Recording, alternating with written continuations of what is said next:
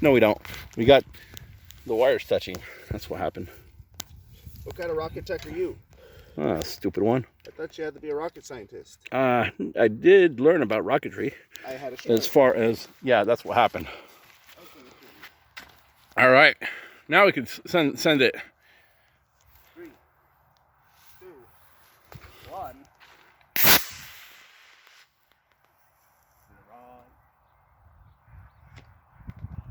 It's coming right back to us, Bobby.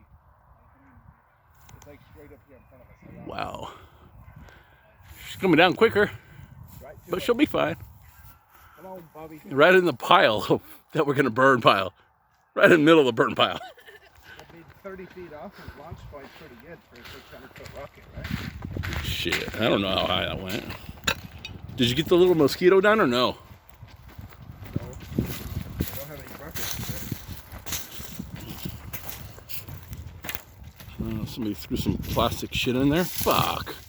Gotta clean that out before we burn the fucker. All right. There we go. It's about time for a new streamer. Fuck that. It's like a 20-year-old streamer for the Go On Me. Did it come with the streamer, or what did it suggest to you? Yeah, that's what it comes with. That's your parachute.